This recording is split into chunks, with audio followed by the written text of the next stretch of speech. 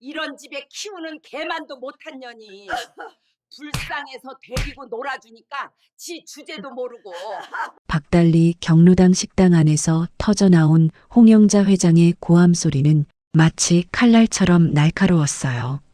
그 순간 이목순의 뺨을 후려친 손바닥 소리가 경로당 전체에 울려 퍼졌어요. 68살 옥순의 몸이 휘청거리며 바닥으로 쓰러졌습니다. 귓가에서 윙하는 소리가 울렸고 뺨에서는 화끈거리는 통증이 번져나갔어요. 옥수는 떨리는 손으로 뺨을 감싸며 바닥에 주저앉았어요. 경로당 식당에 있는 모두가 그냥 쳐다보고만 있었습니다.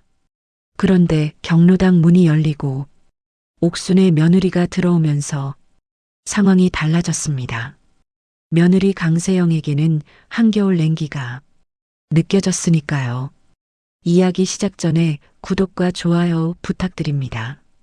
그리고 어디에서 듣고 계신지 댓글 한번 남겨주세요. 반갑게 인사드리겠습니다. 집을 나서는 옥순의 얼굴엔 봄날처럼 따스한 미소가 가득했습니다. 내일이면 내 생일인데 며느리가 온다니 미역국 재료 좀 더 사야겠네. 옥순은 장바구니를 들고 경로당으로 향하면서 혼잣말을 중얼거렸어요. 옥순의 68번째 생일을 앞두고 아들과 며느리가 옥순의 마음은 들뜨기만 했었죠. 일주일 동안의 출장을 갔다고 며느리가 찾아온다길래 옥순 씨 생일이지만 직접 정성껏 미역국을 끓이고 함께 저녁을 먹으며 생일을 맞이하고 싶었어요. 옥순은 경로당 입구에 들어서며 주변을 둘러보았습니다. 새서울 경로당은 관광지 인근에 자리 잡고 있어서 다른 동네 경로당과는 비교할 수 없을 만큼 시설이 좋았어요. 지자체 지원금에다 대기업 후원까지 받아서 크게 지으면서 목욕탕도 같이 지었고 안마기도 몇 대나 있었고 식당도 넓고 깨끗했으며 운동기구도 최신식이었어요. 복지관 못지않은 프로그램에 무료 급식까지 제공되니 동네 어르신들에게는 천국 같은 곳이었어요. 옥순이 왔네. 오늘 점심 삼계탕이야. 경로당 회원들이 반갑게 인사를 건넸어요. 옥순도 환하게 웃으며 인사를 받았어요. 점심시간이 되자 경로당 회원들이 하나둘씩 식당으로 모여들었습니다. 오늘 메뉴는 삼계탕이었는데 김이 모락모락 나는 뚝배기마다 통닭이 푹 익어 있었어요. 그런데 옥순의 눈에 유난히 띄는 것이 있었어요. 식탁 한쪽에 놓인 고급 홍삼 세트였죠. 빨간 벨벳 상자에 금박으로 장식된 홍삼 세트는 한 박스에 100만 원은 좋게 넘어 보이는 고급 제품이었습니다. 저 홍삼은 후원 물품 아니었나? 옥수는 저번 주 경로당 게시판에서 본 후원 물품 목록을 떠올렸어요. 분명 대기업에서 후원한 홍삼이 20박스 들어온다고 공지가 올라왔었어요. 그런데 지금 식탁에 놓인 홍삼을 보니 왠지 모를 위화감이 들었습니다. 옥순이 화장실에 가려고 복도로 나섰을 때였습니다. 식당 구석 창고 쪽에서 작은 목소리가 들려왔어요. 아니, 저 홍삼은 누가 후원한 건데 회장님이 혼자 챙기시는 거예요? 경로당 총무 박봉래의 목소리였습니다. 옥수는 무의식 중에 걸음을 멈추고 귀를 기울였죠. 쉿, 조용히 해요. 회장님이 들으시면 큰일 나요. 노인 일자리 프로그램 납품업체 대표 최문수의 목소리가 낮게 들려왔어요. 아니 그래도 후원 물품을 이렇게 빼돌리면 어떡해요. 나중에 감사라도 나오면. 그러게 말이에요. 근데 홍영자 회장 남편 요양원 비용이 얼마나 드는지 알아요? 한 달에 500만 원이 넘는데요. 치매 3기라서 24시간 전문 간병이 필요하다잖아요. 그래도 이건 아니지 않나요? 우리 어르신들 받을 혜택인데. 두 사람의 목소리는 점점 작아졌고 옥수는 가슴이 철렁 내려앉는 것을 느꼈습니다. 경로당 후원 물품을 개인적으로 빼돌린다는 건 분명 잘못된 일이었으니까요. 하지만 옥수는 홍영자의 사정도 모르는 바가 아니었어요. 남편이 치매에 걸려 고급 요양원에 입원해 있다는 건 동네 사람들이 다 아는 사실이었죠. 옥수는 화장실에서 나와 식당으로 돌아오며 한참을 고민했습니다. 그래도 이건 아니지. 하지만 회장님 사정도 딱하신데 양심과 연민 사이에서 옥수는 갈등했어요. 결국 옥수는 용기를 내어 홍영자에게 조심스럽게 다가갔어요. 회장님, 제가 한 말씀 드려도 될까요? 홍영자는 홍삼 세트를 가방에 넣고 있다가 옥순을 위아래로 훑어보며 차갑게 말했어요. 무슨 일인데요, 이목순 씨? 홍영자의 목소리에는 경계심이 가득했습니다. 옥순은 침을 꿀꺽 삼키며 최대한 부드럽게 말했어요. 그게 후원 물품을 개인적으로 가져가시는 건 좀 조심하셔야 할 것 같아서요. 나중에 문제가 되면 회장님도 곤란하실 텐데. 옥순의 말이 채 끝나기도 전에 홍영자의 얼굴이 싸늘하게 굳어졌어요. 두 눈이 가늘게 떠지며 입꼬리가 비틀어졌죠. 뭐, 지금 나보고 도둑질했다는 거야? 아니에요. 그게 아니라. 옥순은 당황해서 손을 저으며 말했지만 홍영자는 옥순의 말을 자르며 목소리를 높였습니다. 닥쳐. 내가 뭔데 감히 나한테 이래라 저래라 해. 내 며느리가 재벌이라고 해서 우쭐한 거지. 응? 홍영자의 목소리가 점점 커지면서 식당 안에 있던 모든 사람들의 시선이 이쪽으로 쏠렸어요. 식사하던 사람들이 젓가락을 놓고 수군거리던 사람들도 입을 다물었어요. 옥수는 얼굴이 빨개지며 손을 더욱 급하게 저었습니다. 회장님, 오해예요. 전 그냥 회장님을 걱정해서. 오해? 지금 내가 나를 모욕하는 거 아냐? 내 며느리가 재벌이면 뭐해? 넌 왜 아직도 이 허름한 경로당에서 공짜 밥이나 얻어먹고 있어? 홍영자의 말에 주변 사람들이 웅성거리기 시작했습니다. 맞아. 며느리가 재벌이면 집에서 편하게 지내지 왜 여기 와? 그러게 말이야. 재벌집. 시어머니가 경로당 밥이나 얻어먹으러 다니다니. 사람들의 수군거림이 옥순의 귀에 따갑게 박혔어요. 옥순의 얼굴은 이미 창백하게 질려 있었죠. 내 주제를 알아야지. 며느리 빽만 믿고 까부는 거야? 응? 대답 좀 해봐. 홍영자는 식탁 위에 놓인 고급 홍삼 세트를 집어들더니 옥순을 향해 힘껏 내던졌습니다.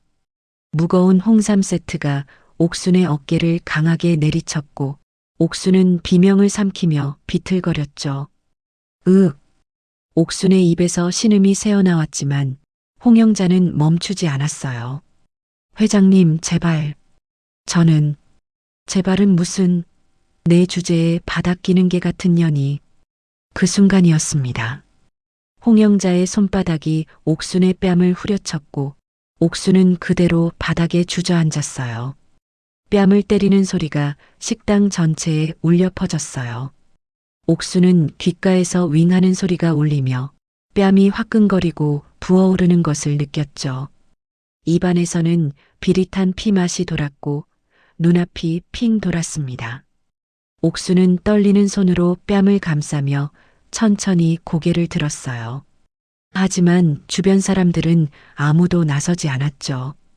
오히려 홍영자의 눈치를 보며 고개를 돌리거나 슬그머니 자리를 떴습니다. 다들 봤지?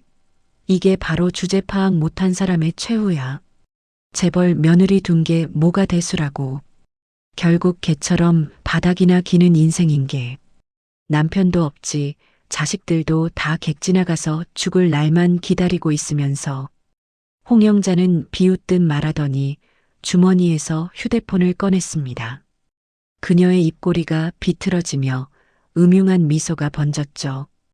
야, 이거 재밌겠다. 다들 봐야지. 이런 꼴불견을. 홍영자는 바닥에 주저앉은 옥순을 향해 휴대폰 카메라를 들이댔어요. 홍영자는 이미 지역 방송을 직접 운영해 본 적이 많았거든요. 지역 맘카페에 라이브 방송 시작한다. 재벌 며느리 둔 시어머니가 경로당에서 어떻게 굴욕당하는지 다들 실시간으로 보라고. 홍영자의 비웃음 섞인 목소리와 함께 화면에 빨간 불이 들어왔습니다.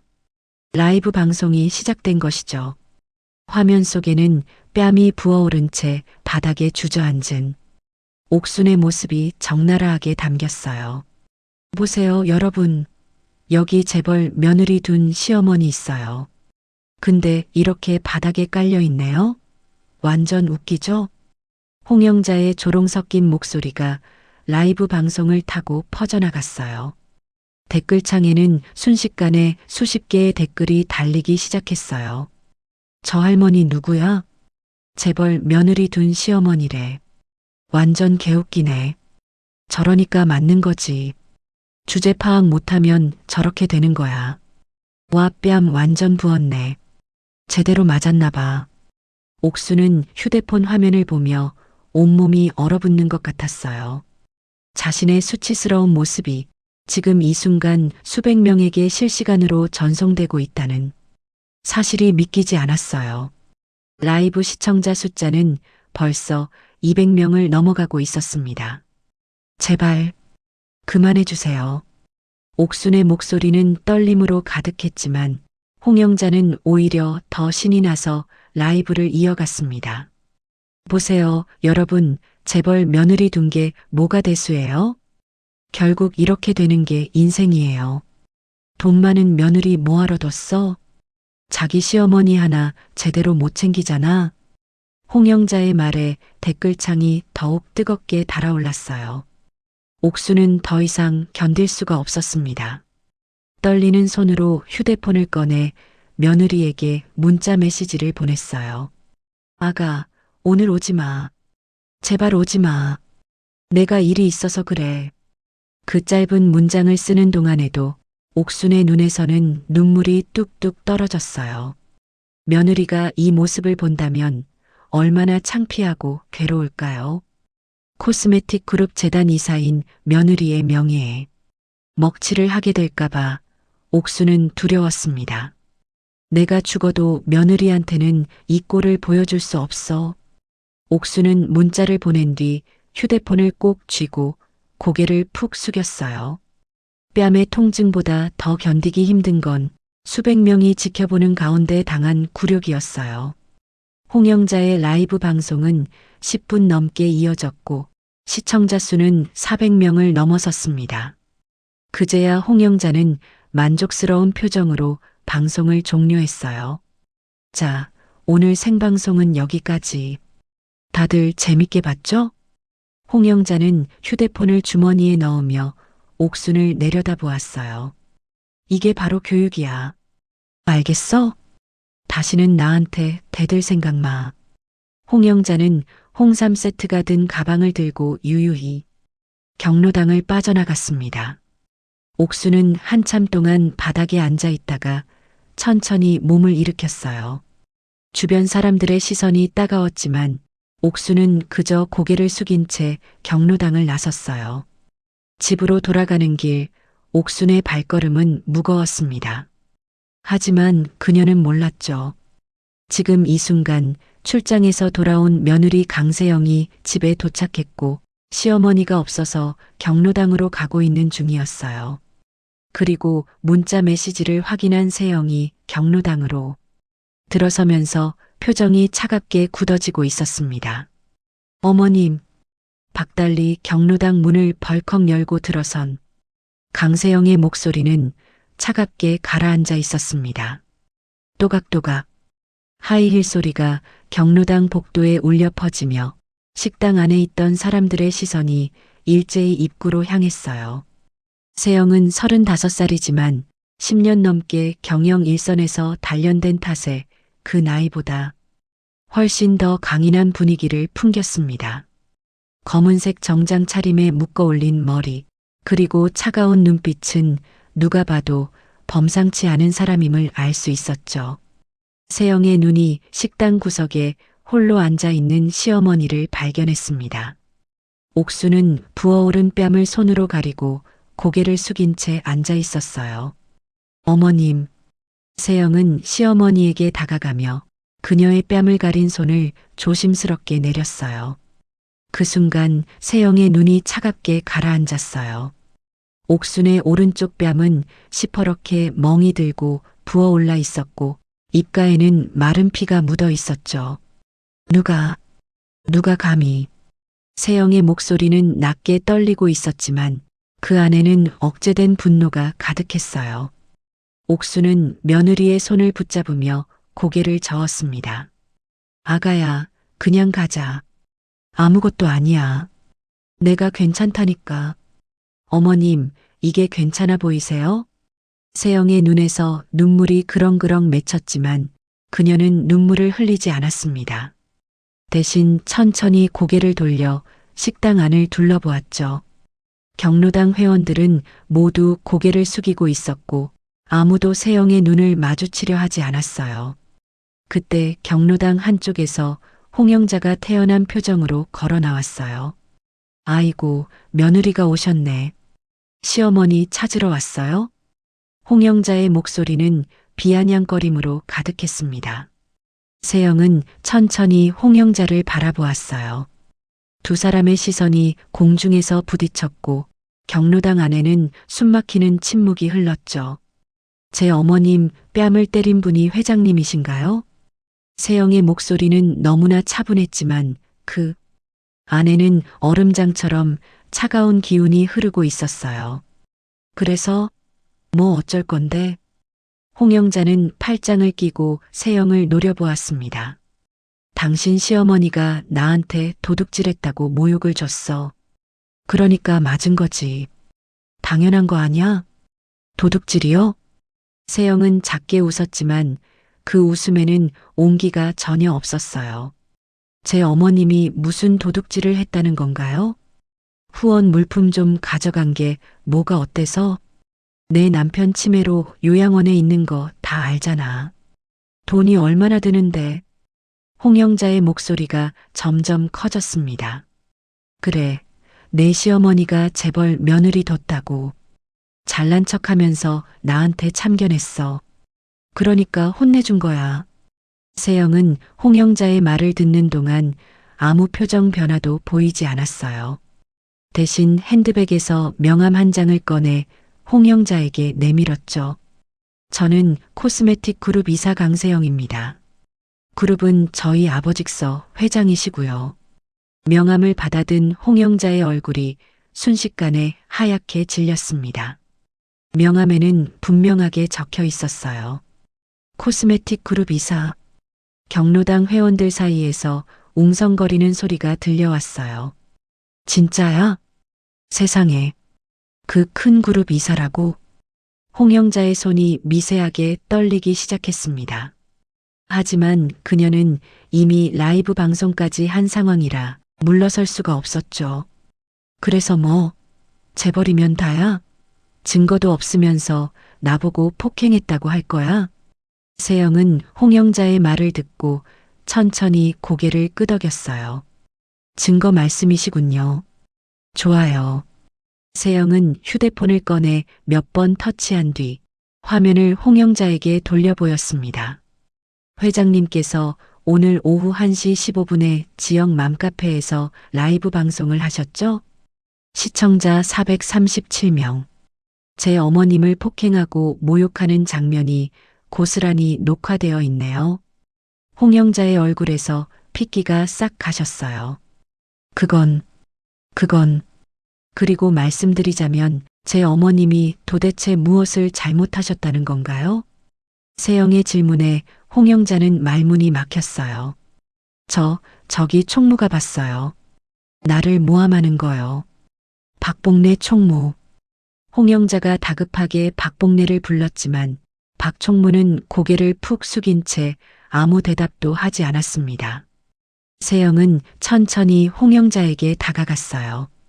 그녀의 하이힐 소리가 한 걸음 한 걸음 식당 바닥을 울렸죠. 홍영자 회장님, 제 어머님께 폭행을 가하시고 명예를 훼손하셨습니다. 게다가 그 장면을 수백 명에게 생중계까지 하셨죠. 세영은 홍영자 바로 앞에 섰어요. 오해든 아니든 그건 저희 그룹 법무팀이 판단할 겁니다. 폭행죄, 명예훼손죄, 그리고 세영은 잠시 말을 멈추고 경로당 안을 둘러보았습니다. 후원 물품 횡령 의혹까지요. 홍영자의 얼굴이 새하얗게 질렸어요. 저건 그게. 바로 그때 경로당 입구에서 다급한 발소리가 들려왔어요. 어머니, 세영아. 옥순의 아들이자 세영의 남편인 진우가 헐레벌떡 뛰어들어왔습니다. 진우는 어머니의 부어오른 뺨을 보고 깜짝 놀랐지만 곧 주변 상황을 파악하고는 난처한 표정을 지었습니다. 세영아, 잠깐만. 진우는 세영을 식당 밖으로 데리고 나가려 했어요. 어머니, 그냥 합의하고 조용히 넘어가요. 이렇게 크게 버리면 우리 사업에도 안 좋아요. 진우의 말에 옥순의 얼굴이 창백해졌어요. 역시 아들도 사업이 먼저구나. 옥순은 입술을 깨물며 고개를 떨구었습니다. 세영은 남편의 손을 뿌리치고 시어머니에게 다가갔어요. 어머님, 저는 이거 끝까지 가져갈 거예요. 절대 그냥 못 넘어가요. 옥수는 떨리는 손으로 부어오른 뺨을 만졌습니다. 그리고 라이브 방송으로 수백 명에게 조롱당했던 그 굴욕이 떠올랐죠. 세영은 다시 홍영자에게로 돌아섰어요. 홍영자 회장님, 제가 마지막으로 한 번만 여쭤볼게요. 제 어머님께 진심으로 사과하실 의향이 있으신가요? 홍영자는 주변 사람들의 시선을 의식하며 여전히 거만한 표정을 지었습니다. 사과? 내가 왜? 내 시어머니가 나한테 시비 건 거잖아. 알겠습니다. 세영은 더 이상 말하지 않고 휴대폰을 꺼내 전화를 걸었어요. 여보세요, 김 변호사님. 지금 박달리 경로당으로 와주세요. 폭행 사건이 발생했습니다. 세영은 전화를 끊고 홍영자를 똑바로 바라보았습니다. 어머님의 명예는 돈으로 살 수 없습니다. 내일 어머님 68번째 생신이신데 제가 드릴 선물은 어머님의 명예와 진실을 되찾아 드리는 것이 될 겁니다. 세영의 목소리는 차갑고 단호했어요. 홍영자는 그제야 사태의 심각성을 깨닫고 얼굴이 하얗게 질렸죠. 잠깐만요. 내가 잘못했어요. 사과할게요. 너무 늦으셨어요. 세영은 시어머니를 부축해 일으켰어요. 어머님, 집으로 가시죠. 병원부터 가셔야 해요. 옥수는 며느리의 부축을 받으며 천천히 경로당을 나섰어요. 진우는 난처한 표정으로 그 뒤를 따랐죠. 경로당을 나서는 세영의 뒷모습은 마치 전쟁터로 향하는 장군처럼 당당했습니다. 홍영자는 그 자리에 멍하니 서서 세영의 뒷모습을 바라보았어요. 그녀의 손은 여전히 세영이 건넨 명함을 쥐고 있었고 그 손은 미세하게 떨리고 있었죠. 자산 20조, 코스메틱 그룹. 홍영자는 중얼거리며 주저앉았습니다. 자신이 건드린 상대가 얼마나 큰 사람인지 그제야 깨달은 거예요. 경로당 회원들은 서로의 얼굴만 바라보며 아무 말도 하지 못했어요. 누군가가 작게 속삭였죠. 이제 큰일 났네.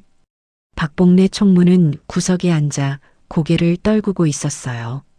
그녀의 눈에서는 눈물이 주르륵 흘러내렸죠. 내가 CCTV를 돌린 게 들통날 거야. 박 총무는 두려움에 온몸이 떨렸습니다. 한편 차에 탄 옥수는 부어오른 뺨을 만지며 며느리를 바라보았어요. 세영아, 미안하다. 내 사업에 피해 줄까봐. 어머님. 세영은 시어머니의 손을 꼭 잡았어요. 제 사업보다 어머님의 명예가 훨씬 더 소중합니다. 제가 반드시 어머님의 명예를 되찾아 드릴게요. 세영의 눈빛은 차갑게 가라앉아 있었지만 시어머니를 향한 마음만큼은 뜨거웠습니다. 엄마가 뺨 맞은 게 네 사업보다 덜 중요하다는 거냐? 집으로 돌아온 옥순이 아들 진우를 향해 쏟아낸 말이었습니다. 거실 소파에 앉은 진우는 머리를 감싸 쥐고 고개를 떨구고 있었어요. 어머니, 그게 아니라 저도 화가 나요. 정말 화가 나지만 진우의 목소리는 떨리고 있었습니다. 하지만 우리 회사가 지금 대출 받아서 이 근처에 공장 증설하는 중이잖아요. 이런 일로 시끄러워지면 은행에서 뭐라고 할지. 그래서 옥수는 부어오른 뺨을 손으로 만지며 쓴웃음을 지었어요. 그래서 내 엄마가 맞아도 참고 살라는 거냐? 어머니, 내가 무서운 게 뭐냐? 내 뺨이 아니라 내 사업이 망할까봐 무서운 거지. 옥순의 말에 진우는 아무 대답도 하지 못했어요. 세영은 주방에서 얼음팩을 가져와 시어머니의 뺨에 대주며 남편을 차갑게 바라보았습니다. 여보, 당신은 어머님보다 사업이 더 중요해요? 세영아, 넌 왜 이래? 나도 어머니가 걱정되지만 걱정되면 뭐해요? 입으로만 걱정하면 다해요? 세영의 목소리에는 실망감이 가득했어요. 진우는 자리에서 일어나 방으로 들어가 버렸습니다. 옥수는 며느리의 손을 잡았습니다. 세영아, 미안하다. 내 남편한테 이러게 해서. 어머님, 잘못하신 거 하나도 없어요. 세영은 시어머니를 안심시키며 부드럽게 말했어요. 제가 다 해결할게요. 어머님은 푹 쉬세요. 세영은 시어머니를 안방으로 모시고 조심스럽게 이불을 덮어드렸습니다. 내일 어머님 생신인데 이런 일이 생겨서 죄송해요. 하지만 제가 반드시 어머님께 명예를 되찾아 드릴게요. 옥순의 눈에 눈물이 그렁그렁 맺혔어요. 고맙다, 세영아. 고마워. 세영은 시어머니가 잠들 때까지 곁에 있다가 조용히 방을 나왔어요. 그리고 곧장 서재로 들어가 전화를 걸었죠. 김 변호사님, 지금 통화 가능하세요? 네, 이사님. 말씀하세요. 오늘 있었던 폭행 사건 건인데요. 고소장 작성 준비해 주세요. 폭행죄, 명예훼손죄, 그리고 업무상 횡령죄까지요. 횡령죄요? 김 변호사의 목소리에 의문이 담겼어요. 네. 경로당 회장 홍영자가 후원 물품을 개인적으로 빼돌렸다는 정황이 있어요. 이건 명백한 횡령이에요. 세영은 노트북을 켜고 자료를 검색하기 시작했습니다. 그리고 한 가지 더요. 우리 감사팀에 연락해서 박달리 경로당 후원 내역 전부 확인해 주세요. 지난 2년치 전부요. 알겠습니다, 이사님. 전화를 끊은 세영은 시어머니의 휴대폰을 가져왔어요. 사진첩을 열어보니 한 달 전에 찍힌 사진이 눈에 띄었습니다. 경로당 후원 물품 창고. 사진 속에는 수십 박스의 홍삼 세트와 각종 후원 물품들이 쌓여 있었어요. 그런데 이상한 점이 있었어요. 사진 오른쪽 구석에 누군가 서둘러 가린 듯한 흔적이 보였습니다. 이게 뭐지? 세영은 사진을 확대해서 자세히 들여다보았습니다. 가려진 부분 뒤로 골프 상품권 봉투가 살짝 보였습니다. 골프 여행 상품권? 경로당 후원 물품에 왜 골프 여행이? 세영의 눈이 가늘어졌어요. 그녀는 곧장 그룹 디지털 포렌식 팀에 전화를 걸었어요. 여보세요, 최 팀장님. 급한 일이 있어서 연락드려요. 사진 확대 분석 가능하시죠? 네, 이사님. 얼마든지요. 지금 제가 사진 파일 보내드릴게요. 1시간 안에 분석해 주실 수 있어요? 물론입니다. 세영은 사진 파일을 전송하고 다시 노트북 앞에 앉았어요. 박달리 경로당의 후원 내역을 검색하기 시작했습니다. 놀랍게도 박달리 경로당은 지난 2년간 엄청난 후원을 받았습니다.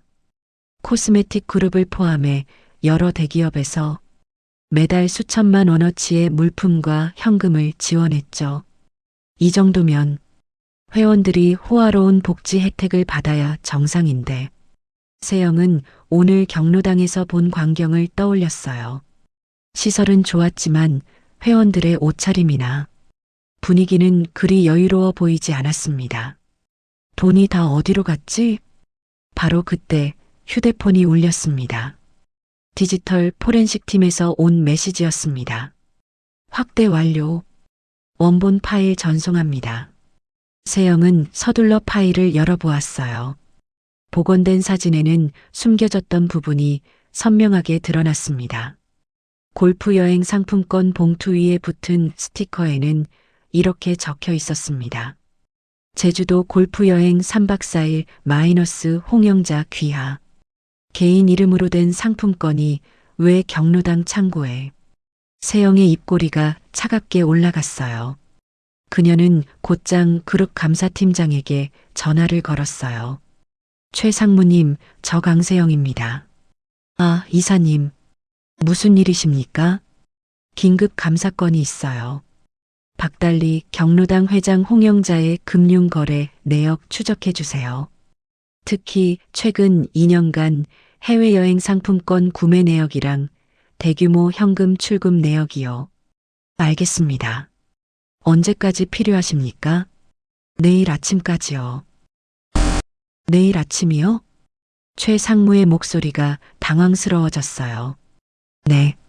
이건 제 개인적인 부탁이 아니라 그룹 재단 차원의 후원금 집행 감사예요. 우리 재단에서 지원한 돈이 제대로 쓰이는지 확인해야 하니까요. 알겠습니다, 이사님. 밤새워서라도 준비하겠습니다. 전화를 끊은 세영은 다시 노트북 앞에 앉았어요. 이번엔 노인 일자리 프로그램 납품업체를 검색했습니다. 박달리 경로당에 물품을 납품하는 업체는 문수유통이라는 곳이었어요. 대표는 최문수. 세영은 오늘 경로당에서 들었던 이름을 떠올렸습니다. 시어머니 옥순이 화장실 가는 길에 우연히 들었다던 그 대화. 홍영자와 최문수가 속삭이던 대화 말이었습니다. 세영은 문수유통의 사업자 정보를 검색했어요. 놀랍게도 이 회사는 코스메틱 그룹 계열사에 화장품 포장재를 납품하는 업체이기도 했죠. 이건 완벽한 연결고리네.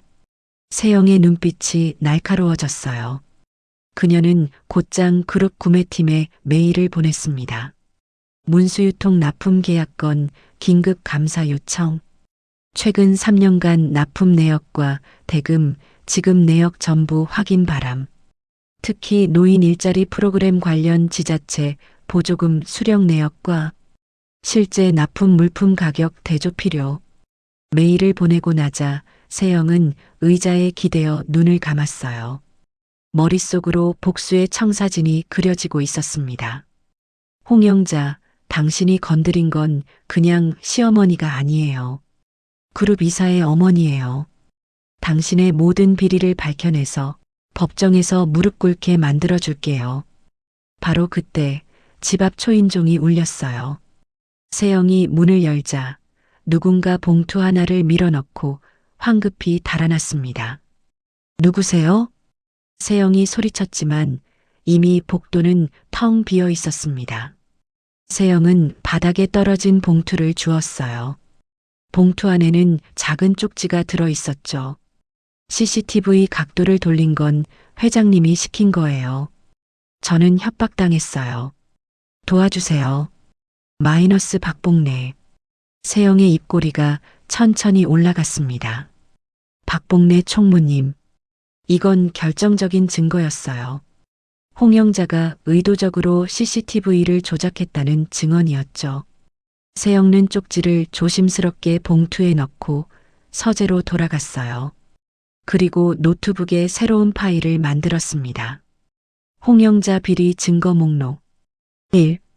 폭행 및 명예훼손 마이너스 라이브 방송 녹화 영상 2. 후원 물품 횡령 마이너스 골프 여행 상품권 복원 사진 3. CCTV 조작 마이너스 박봉래 총무 증언. 4. 공금 횡령 의혹 마이너스 금융거래 내역 조사 중. 5. 납품업체 유착 의혹 마이너스 문수유통 계약 내역 조사 중. 세영은 목록을 보며 작게 웃었어요. 이 정도면 충분해. 당신의 인생을 송두리째 무너뜨리기엔. 밤은 깊어가고 있었지만 세영의 서재 불은 꺼지지 않았습니다. 그녀는 밤새도록 자료를 정리하고 감사팀과 법무팀에 지시를 내렸습니다. 한편 홍영자는 집에서 불안에 떨고 있었습니다. 그녀는 세영이 건넨 명함을 보며 중얼거렸어요. 자신이 건드린 상대가 얼마나 큰 사람인지 이제야 실감이 났습니다. 아니야, 증거가 없어. 증거만 없으면 돼. 홍영자는 다급하게 최문수에게 전화를 걸었습니다. 여보세요, 최 대표님? 저 홍영자예요. 우리 경로당 CCTV 원본 저장 장치 좀 치워줄 수 있어요? 급해요. 전화기 너머로 최문수의 당황한 목소리가 들려왔어요. 회장님, 그건 범죄예요. 범죄는 무슨, 우리 둘 다 끝장나려고 해요. 빨리 처리해요. 홍영자의 목소리는 다급함으로 가득했어요. 하지만 그녀는 몰랐죠.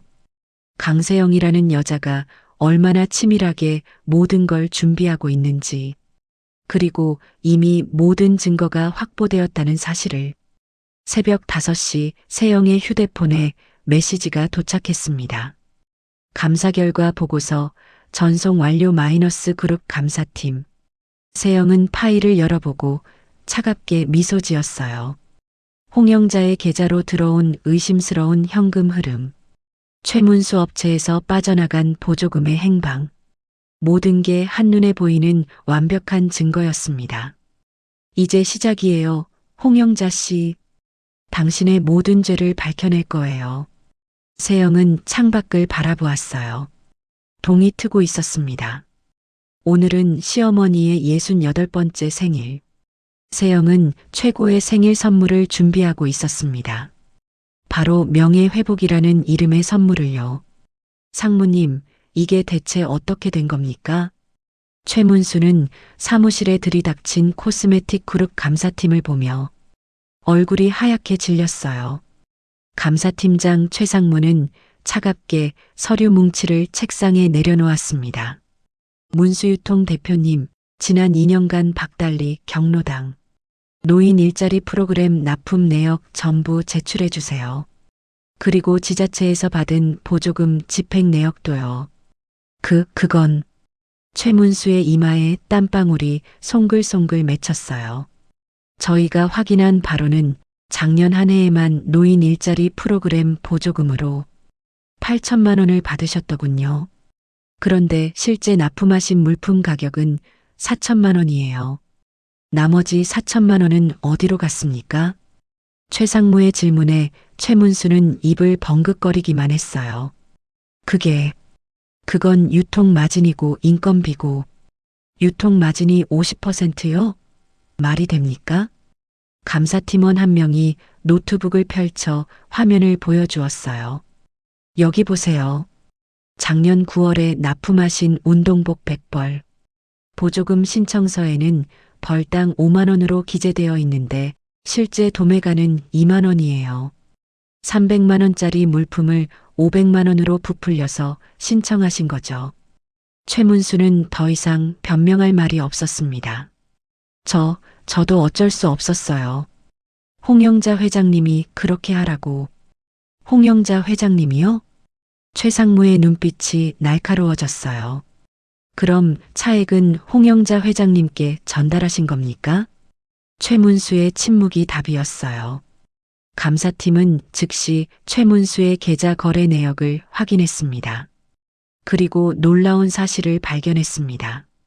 매달 일정 금액이 최문수의 계좌에서 홍영자의 계좌로 이체되고 있었던 거예요. 이건 명백한 보조금 횡령이자 리베이트예요. 최상무는 서류를 정리하며 냉정하게 말했어요. 문수유통은 당사 거래업체 명단에서 즉시 제외됩니다. 그리고 이 자료는 검찰에 고발할 예정이에요. 최 상무님, 제발 한 번만 봐주세요. 최문수가 다급하게 애원했지만 감사팀은 돌아서서 사무실을 나갔습니다. 한편 세영은 시어머니 옥순과 함께 차를 타고 어디론가 향하고 있었어요. 세영아, 우리 어디 가는 거냐? 어머님께 꼭 만나 뵙게 해드리고 싶은 분이 계세요. 차는 서울 외곽의 조용한 주택가에 멈췄어요. 세영은 시어머니를 부축해 작은 빌라 앞으로 안내했습니다. 초인종을 누르자 문이 열리며 70대 후반으로 보이는 여성이 나타났어요. 어머, 옥순이. 옥순이 맞니? 그 여성은 옥순을 보자마자 눈물을 글썽였습니다. 정수가. 옥순도 그 여성을 알아보고 목이 메었어요. 이정숙.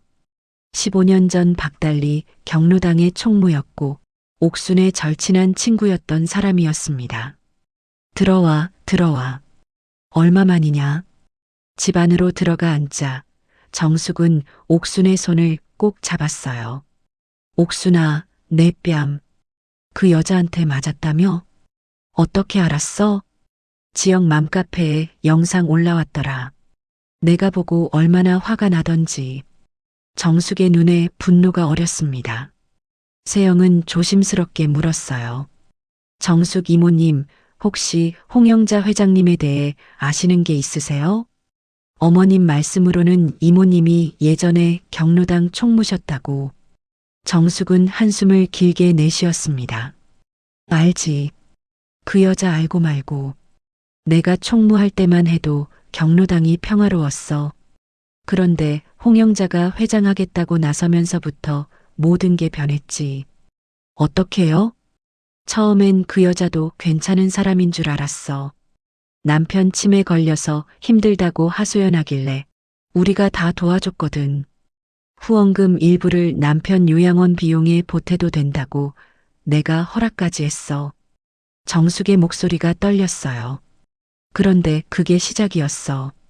조금씩 더 많이 가져가더니 나중엔 대놓고 후원 물품을 빼돌리기 시작했지. 내가 제지하니까요? 나를 총무에서 쫓아냈어. 회원들한테 거짓말을 퍼뜨려서 말이야. 내가 돈을 횡령했다고. 증거도 없이. 정숙은 눈물을 닦았습니다. 나는 억울해서 경찰에 신고까지 했지만 증거가 없으니 무혐의로 끝났어. 그 뒤로 경로당 사람들이 나를 멀리하더라고. 결국 나는 동네를 떠날 수밖에 없었지.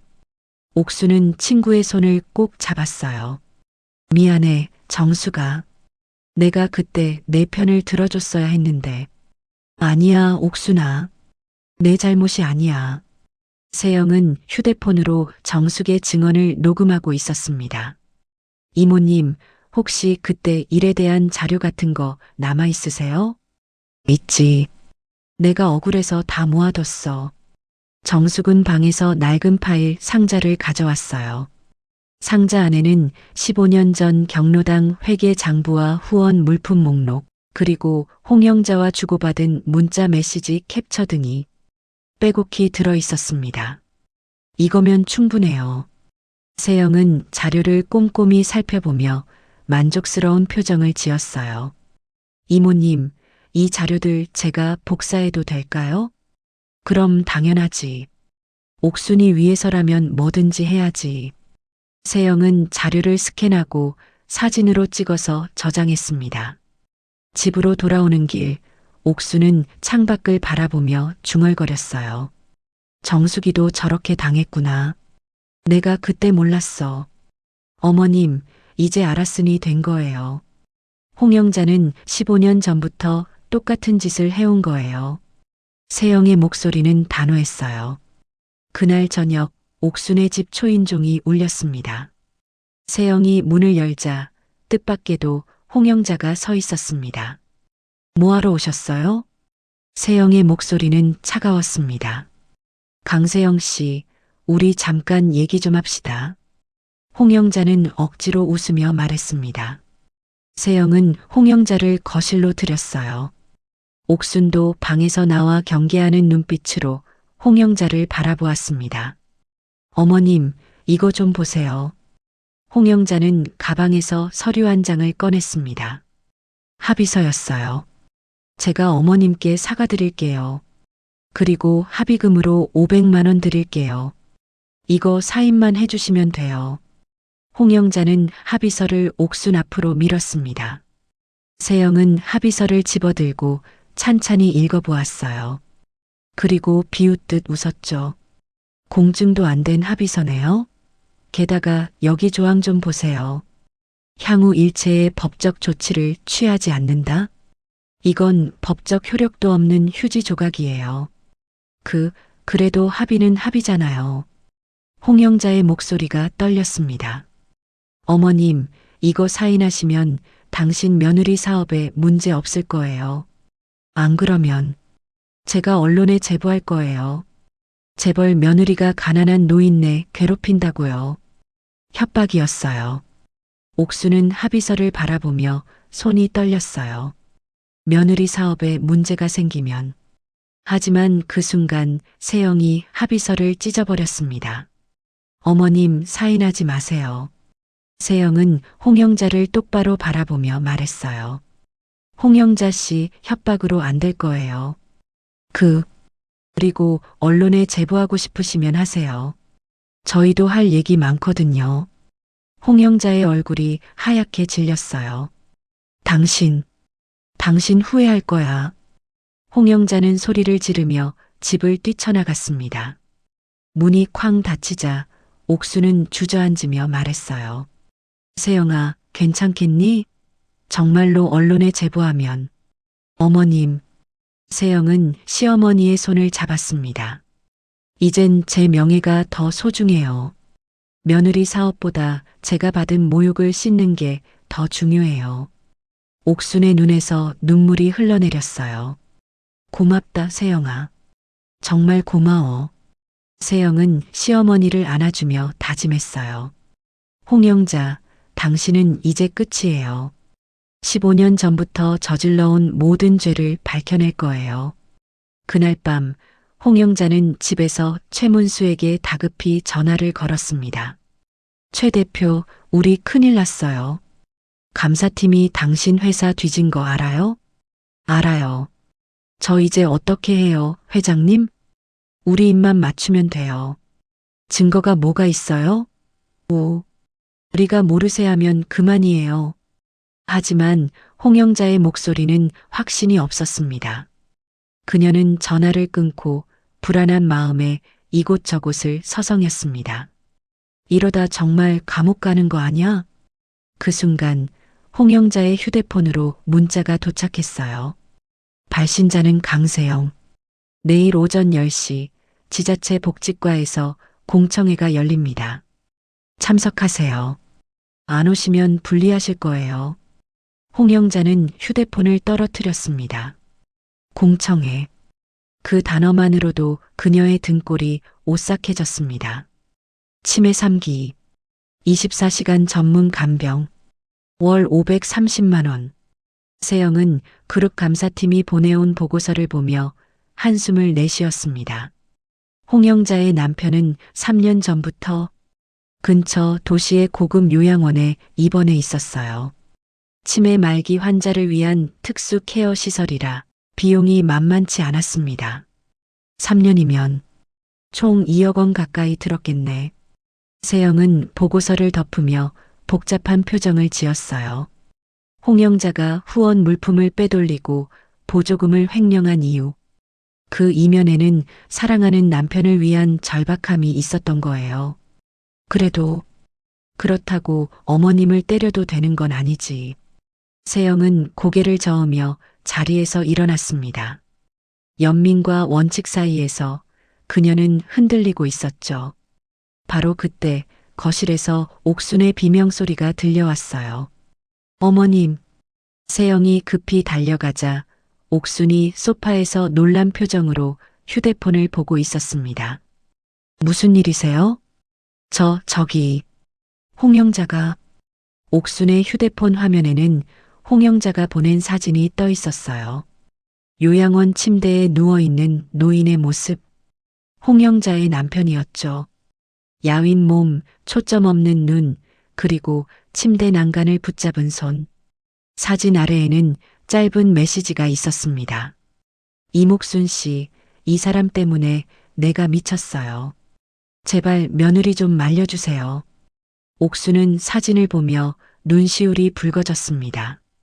세영아, 저 사람도 참 불쌍하긴 하구나. 어머님, 세영은 시어머니 옆에 앉으며 단호하게 말했습니다. 남편분이 아픈 건 안타까운 일이에요. 하지만 그렇다고 어머님을 때리고 모욕한 게 정당화될 순 없어요. 알지. 그런데 옥수는 말을 잇지 못했어요. 그녀도 40년 전 남편을 잃었을 때의 고통을 알고 있었거든요. 사랑하는 사람을 지켜보며 무너지는 심정. 그 아픔은 돈으로 살 수 없는 거였죠. 다음 날 오전, 옥수는 거실 장롱에서 낡은 사진첩을 꺼냈습니다.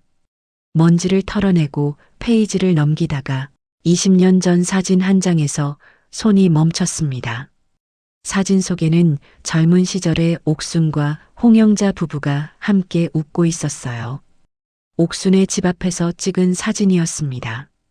맞다. 그때 옥순은 사진을 보며 기억을 떠올렸어요.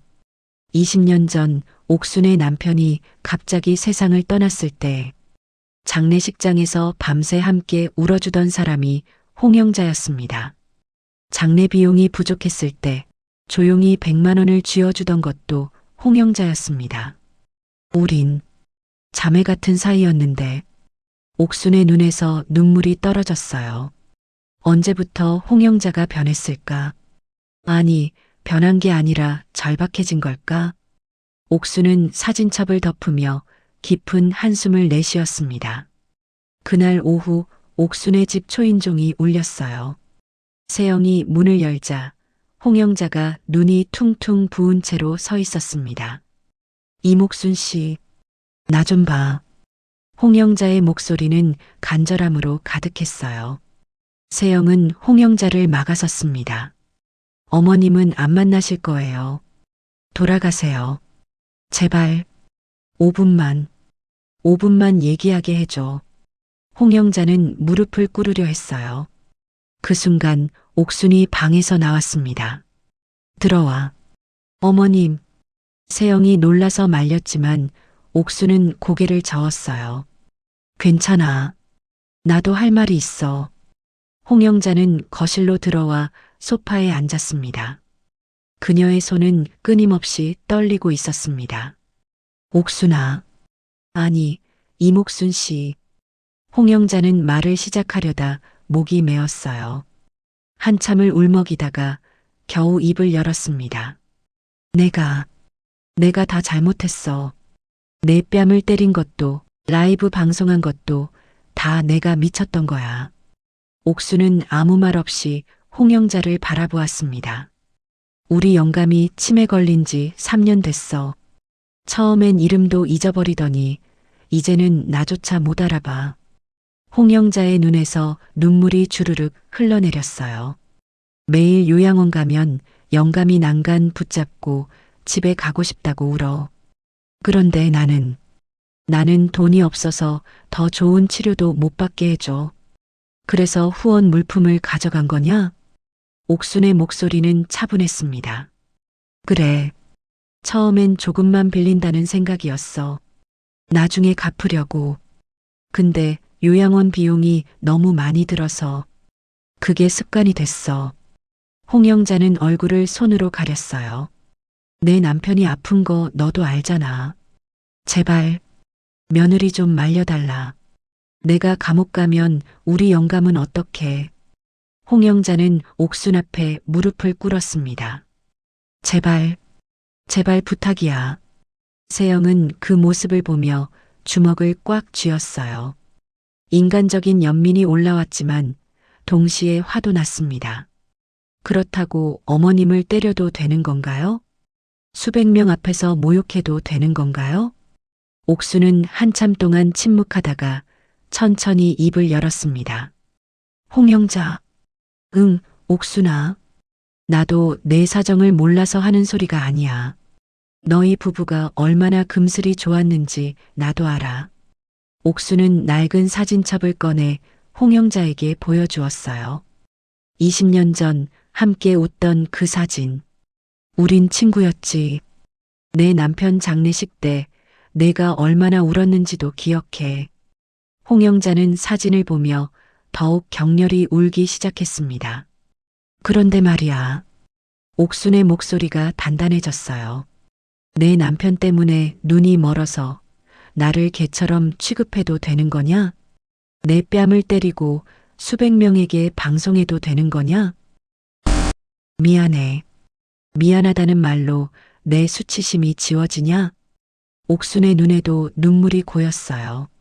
나도 내 눈물이 거짓이 아닌 건 알아. 근데 내 뺨과 내 명예는 누가 보상해주냐? 홍영자는 대답하지 못하고 고개만 떨구었습니다. 법적 책임은 져야 해. 그건 내가 어떻게 할 수 없어.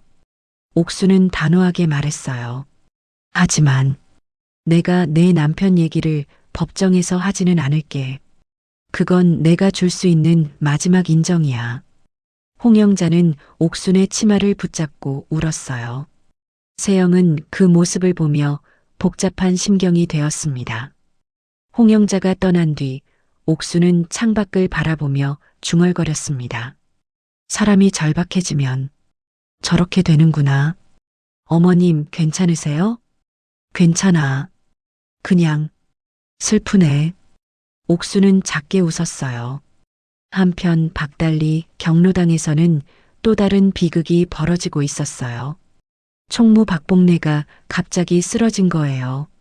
누가 구급차 좀 불러요. 경로당 회원들이 소리쳤고 박 총무는 응급실로 실려갔습니다. 의사는 과도한 스트레스로 인한 심장 발작이라고 진단했습니다. 박 총무는 병상에 누워 천장을 멍하니 바라보았어요. 내가 CCTV를 돌렸어. 내 잘못이야. 양심의 가책이 그녀를 짓눌러 왔던 거예요. 세영은 박 총무가 입원했다는 소식을 듣고 곧장 병원으로 향했습니다. 병실 문을 열자 박 총무는 놀란 표정으로 세영을 바라보았습니다. 저기, 강세영 씨, 박봉래 총무님 괜찮으세요? 세영은 병상 옆에 앉으며 부드럽게 물었어요. 박 총무는 고개를 돌리며 눈물을 흘렸습니다. 미안해요. 정말 미안해요. 제가 CCTV를 돌린 거예요. 알아요. 쪽지 받았어요. 세영의 말에 박 총무는 더욱 격렬히 울기 시작했어요. 회장님이 시킨 거예요.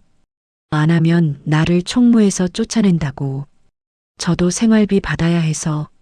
총무님. 세영은 박 총무의 손을 잡았어요. 총무님의 용기가 필요해요. 공청회에서 진실을 말해주세요. 그게 어머님의 명예를 되찾는 유일한 길이에요. 하지만 제가 증언하면 경로당이 폐쇄될지도 몰라요.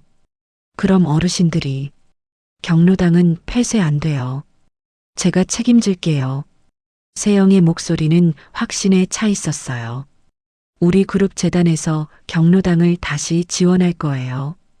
더 깨끗하게, 더 투명하게요.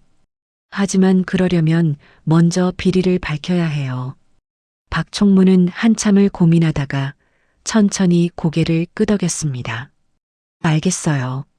제가 증언할게요. 고맙습니다, 총무님. 침묵은 곧 공범이에요. 총무님의 용기가 다른 어르신들을 구할 거예요. 세영은 병실을 나서며 휴대폰을 꺼냈습니다. 김 변호사에게 문자를 보냈습니다. 박봉래 총무 증언 확보, 공청회 준비 완료. 모든 퍼즐이 맞춰지고 있었습니다. 내일이면 진실이 밝혀질 거예요. 그리고 홍영자는 자신이 저지른 모든 죗값을 치르게 될 거예요.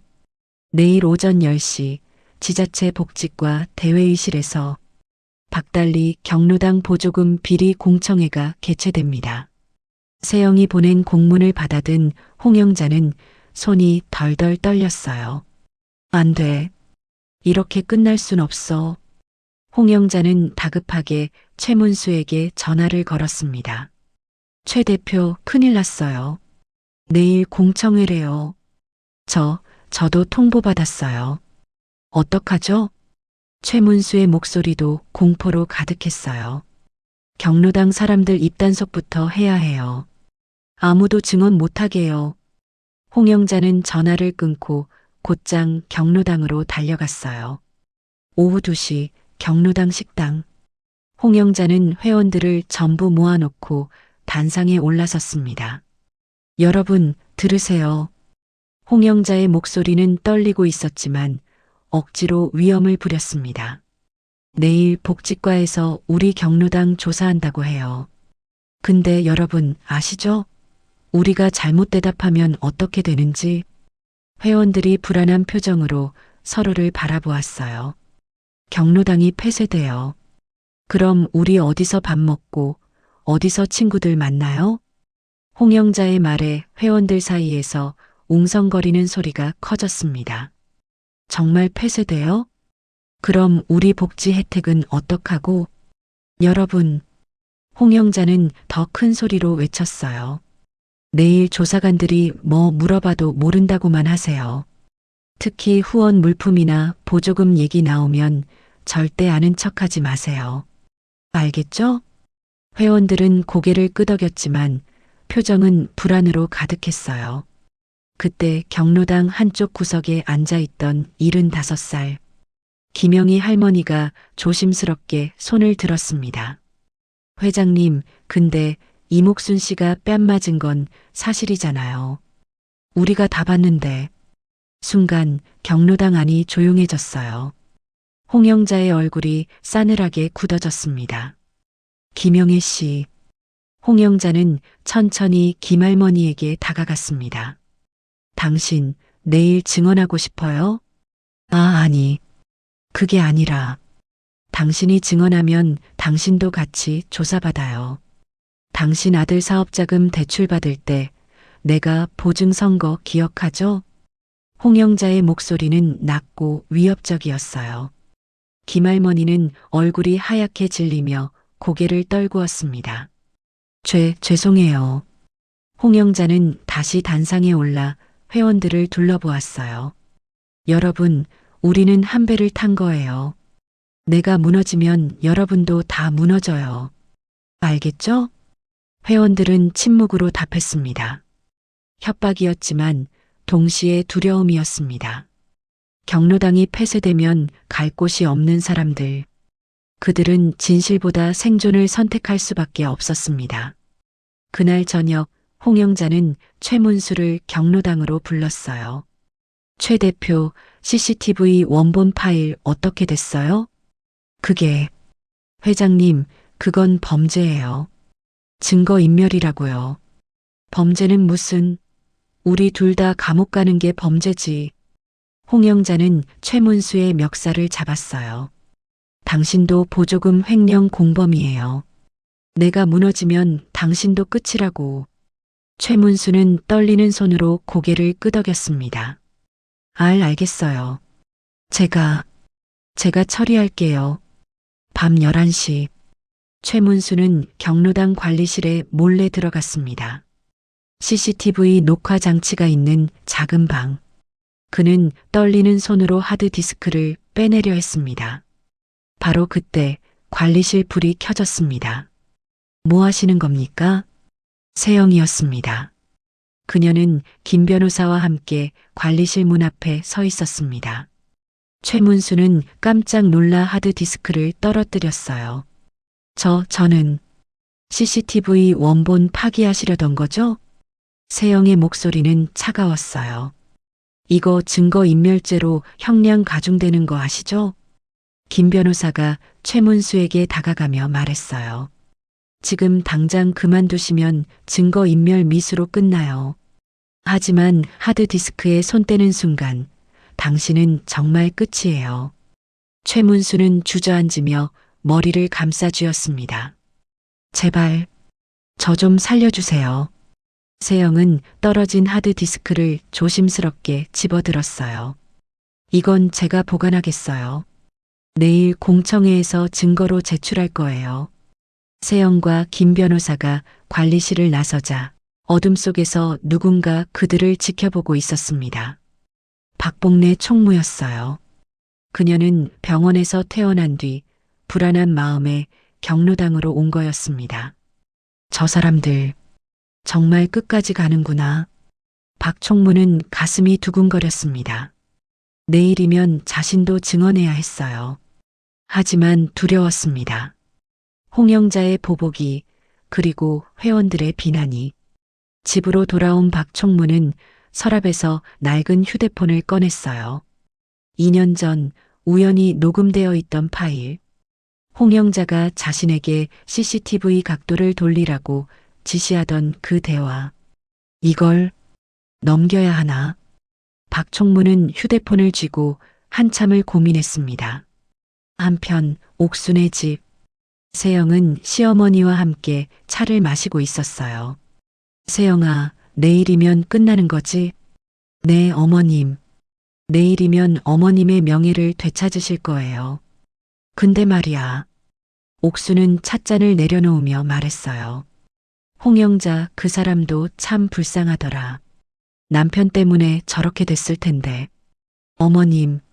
세영은 시어머니의 손을 잡았습니다. 어머님은 너무 착하세요. 그 사람이 어머님께 한 짓을 잊으시면 안 돼요. 잊지 않아. 근데 그냥 인간적으로 안쓰럽네. 옥순의 목소리에는 복잡한 감정이 담겨 있었습니다. 세영은 시어머니를 바라보며 작게 한숨을 쉬었어요. 어머님은 정말 선한 분이시네. 다음 날 새벽 5시, 홍영자는 잠을 한숨도 못 자고 있었습니다. 창밖을 바라보며 남편이 입원한 요양원 방향을 바라보았습니다. 영감, 미안해. 내가 못난 게 죄야. 홍영자의 눈에서 눈물이 흘러내렸습니다. 그녀는 핸드백에서 남편 사진을 꺼냈어요. 건강하던 시절, 환하게 웃고 있는 남편의 모습. 당신 치료비 벌려고 그랬어. 나쁜 짓인 줄 알면서도 멈출 수가 없었어. 홍영자는 사진을 가슴에 안고 흐느껴 울었습니다. 같은 시각, 세영은 서재에서 마지막 준비를 하고 있었어요. 공청회에서 제출할 자료들을 정리하며 체크리스트를 확인했습니다. 1. 라이브 방송 영상 마이너스 완료. 2. 홍삼횡령 증거사진 마이너스 완료. 3. 금융거래 내역 마이너스 완료. 4. 보조금 횡령 증거 마이너스 완료. 5. CCTV 원본 마이너스 확보. 6. 박복래 총무 증언 마이너스 예정. 7. 이정숙 전 총무 증언 마이너스 예정. 이 정도면 충분해. 세영은 자료를 가방에 넣으며 작게 미소 지었습니다. 오전 7시, 박복래 총무는 거울 앞에 서서 자신을 바라보았어요. 창백한 얼굴, 떨리는 손. 나 할 수 있을까? 그녀는 서랍에서 낡은 휴대폰을 꺼내 가방에 넣었습니다. 음성 녹음 파일이 든 휴대폰. 해야지. 이번엔 비겁하게 도망치면 안 돼. 박 총무는 외출복을 입고 집을 나섰어요. 오전 8시. 옥수는 거실에서 며느리를 기다리고 있었습니다. 세영이 정장을 차려입고 나오자 옥수는 며느리의 손을 꼭 잡았어요. 세영아, 고마워.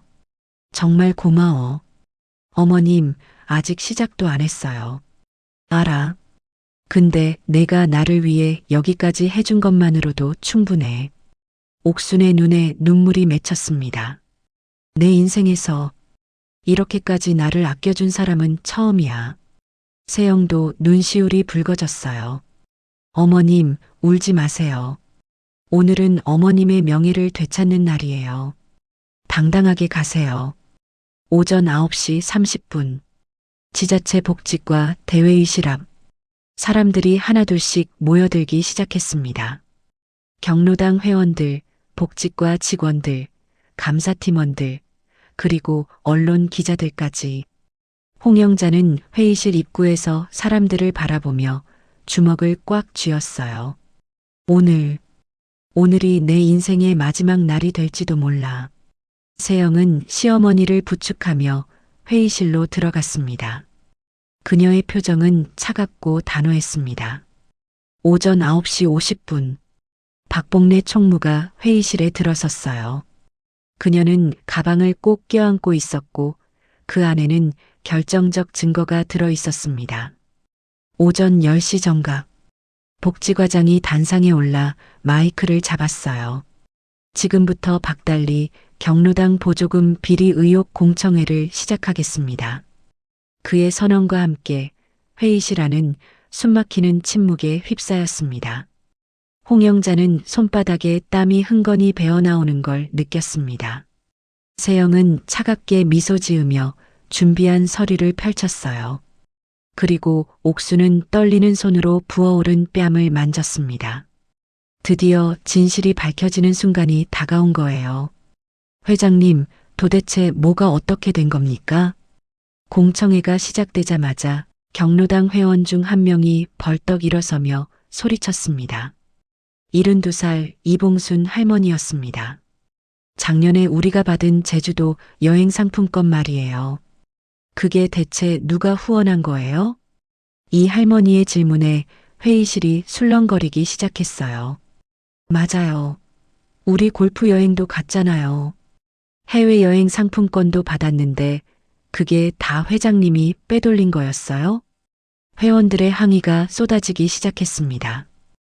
홍영자는 얼굴이 하얗게 질리며 손을 내저었습니다. 아니에요. 그건 제가 개인적으로 후원한 거예요. 개인 후원이요? 회장님이 무슨 돈으로요? 이 할머니가 따져 물었어요. 옥수는 회원들의 대화를 듣다가 문득 무언가가 떠올랐습니다.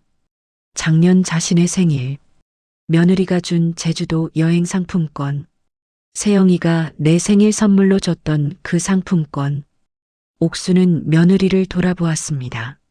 세영은 조용히 앉아 있었지만 그 눈빛에는 무언가 숨겨진 비밀이 있었습니다. 설마 그 모든 게 세영이가? 옥순의 가슴이 두근거리기 시작했어요. 복지과장이 마이크를 두드리며 회의실을 진정시켰습니다. 조용히 해주세요. 순서대로 진행하겠습니다. 복지과장은 서류를 펼치며 말했어요. 먼저 박달리 경로당의 지난 2년간 후원 내역을 확인했습니다. 총 후원금은 3억 7천만 원, 물품 후원은 약 1억 5천만 원 상당입니다. 회의실에서 탄성이 터져 나왔어요. 5억이 넘는 후원을 받았다고요? 그럼 우린 왜 이렇게 쪼들려 살았어요? 회원들의 불만이 터져 나오기 시작했습니다. 홍영자는 식은땀을 흘리며 변명했습니다. 그건 다 경로당 운영비로 쓴 거예요. 식비랑 시설 유지비랑. 거짓말. 갑자기 박봉래 총무가 자리에서 일어섰어요. 그녀의 손은 떨리고 있었지만 목소리만큼은 또렷했습니다. 회장님이 거짓말하고 계세요. 회의실이 순식간에 조용해졌습니다. 홍영자는 박 총무를 노려보며 이를 갈았어요. 박봉래, 당신 지금 뭐 하는 거야? 이제 더 이상 못 참겠어요. 박 총무는 가방에서 낡은 휴대폰을 꺼냈습니다. 제게 증거가 있어요. 회장님이 저한테 CCTV 각도를 돌리라고 지시한 녹음 파일이요. 복지과장이 박 총무에게 다가갔어요. 그 파일을 들려주시겠어요? 박 총무는 떨리는 손으로 재생 버튼을 눌렀어요. 스피커에서 홍영자의 목소리가 흘러나왔습니다. 박 총무, CCTV 각도 좀 돌려놔. 창고 쪽이 안 찍히게. 회장님, 그건 안 되죠. 나중에 문제되면. 문제는 무슨? 내가 계속 총무하고 싶으면 시키는 대로 해. 안 그러면 너도 끝이야. 녹음이 끝나자 회의실은 충격에 휩싸였습니다. 홍영자는 얼굴이 새하얗게 질렸습니다. 그건 오해예요. 그냥 청소하라고 한 거지. 오해가 아니에요. 박 총무는 눈물을 흘리며 소리쳤어요. 회장님은 고가 후원 물품을 몰래 빼돌렸어요. 홍삼, 해외여행 상품권, 골프 회원권까지 전부 개인적으로 챙겼어요. 증거가 어디 있어? 홍영자는 다급하게 소리쳤습니다. 세영이 천천히 자리에서 일어섰어요. 제가 증거를 제출하겠습니다. 세영은 가방에서 파일 뭉치를 꺼내 복지과장에게 건넸습니다. 첫 번째, 디지털 포렌식으로 복원한 사진입니다. 경로당 창고에 보관된 골프 여행 상품권에 홍영자 귀하라고 명시되어 있죠. 복지과장이 사진을 프로젝터에 띄우자 회의실에서 또다시 탄성이 터졌어요. 두 번째, 홍영자 회장의 금융거래 내역입니다. 최문수 대표로부터 매달 200만 원씩 현금을 받았고 그 돈은 전부 요양원 비용과 개인 용도로 사용됐어요. 세 번째, 노인 일자리 프로그램 보조금 횡령 증거입니다. 납품 물품 가격을 부풀려 신청하고 차액을 홍영자 회장과 최문수 대표가 나눠 가졌어요. 세영이 증거를 하나하나 제시할 때마다 홍영자의 얼굴은 점점 더 창백해졌습니다. 네 번째, 세영은 잠시 말을 멈추고 회의실을 둘러보았습니다. 박달리 경로당에 후원된 물품과 현금의 실제 출처입니다. 세영은 서류 한 장을 꺼내 들었어요. 지난 2년간 박달리 경로당에 후원된 금액 중 80%는 코스메틱 그룹에서 나온 겁니다. 회의실이 술렁거렸어요. 그리고 그 후원을 결정한 사람은 세영은 잠시 숨을 고르고 말했어요. 바로 저예요. 코스메틱 그룹 재단 이사 강세영입니다. 옥수는 며느리를 바라보며 입을 떡 벌렸어요. 세영아. 세영은 시어머니를 부드럽게 바라보며 미소 지었어요. 어머님 죄송해요. 그동안 비밀로 했어요. 세영은 회의실 사람들을 향해 말을 이었습니다. 제 시어머니께서 이 경로당을 다니신다는 걸 알고 그룹 명의로 비밀 후원을 시작했어요. 어머님께서 편안하게 지내시길 바라는 마음에서요. 하지만 어머님은 제가 후원하는 걸 모르셨어요. 재벌딸 티내는 게 싫었거든요. 어머님의 행복이 곧 제 복지 사업이었으니까요. 옥순의 눈에서 눈물이 주르륵 흘러내렸어요.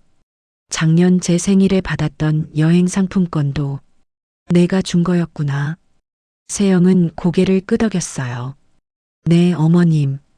경로당 회원분들이 받으신 모든 혜택은 제가 드린 거예요. 어머님이 행복해 하시는 모습을 보고 싶었어요. 경로당 회원들은 충격에 휩싸였어요. 그럼 우리가 받은 게 다 강세영 이사님이 준 거였어요? 우리가 회장님한테 감사한 게 다 헛수고였네. 홍영자는 더 이상 변명할 말이 없었어요. 그녀는 자리에서 벌떡 일어나 세영을 향해 소리쳤습니다. 거짓말. 증거가 어디 있어? 후원 증서 원본을 보여봐. 세영은 차분하게 마지막 서류를 꺼냈어요. 여기 있어요. 코스메틱 그룹 재단의 공식 후원 증서. 거기에는 분명하게 적혀 있었습니다. 후원 대상 박달리 경로당. 후원 기간 2023년 3월부터 2025년 12월까지. 후원자 코스메틱 그룹 재단 이사 강세영. 복지과장이 증서를 확인하고 도장을 찍었어요. 진본 확인됐습니다. 그 순간 홍영자는 무릎이 꺾이며 바닥에 주저앉았어요. 내가 훔친 돈이 내가 준 거였단 말이야? 홍영자의 목소리는 절규에 가까웠습니다. 내가 뭘 한 거야? 내가 대체 뭘 한 거냐고. 회의실 안은 무거운 침묵에 휩싸였어요. 세영은 홍영자를 내려다보며 차갑게 말했습니다. 당신은 제 선한 마음을 이용해서 사익을 챙겼어요. 그리고 제 어머님의 존엄을 짓밟았죠.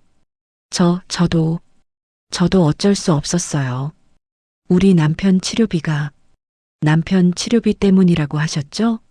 세영의 목소리가 더욱 차가워졌어요. 그럼 저희 어머님은 뭐가 돼요? 당신 남편 치료비 때문에 맞아도 되는 사람이에요? 홍영자는 대답하지 못하고 고개만 떨구었어요. 세영은 복지과장을 바라보며 말했습니다. 제가 공식적으로 고소하겠습니다. 폭행죄, 명예훼손죄, 업무상 횡령죄, 그리고 보조금 부정 수령죄로요. 그리고 한 가지 더 말씀드리겠습니다. 세영은 회의실 사람들을 둘러보았어요. 박달리 경로당은 폐쇄하지 않아요. 저희 재단에서 계속 지원할 겁니다. 더 투명하게, 더 깨끗하게요. 경로당 회원들 사이에서 안도의 한숨이 터져 나왔습니다. 하지만 홍영자 회장은 즉시 퇴진하셔야 해요. 그리고 횡령한 금액 전액을 배상하셔야 합니다. 홍영자는 바닥에 주저앉은 채 울기만 했습니다. 최문수는 구석에서 고개를 떨구고 있었습니다. 복지과장이 마이크를 잡았어요. 오늘 공청회 결과를 종합하여 홍영자 회장과 최문수 대표를 검찰에 고발하겠습니다.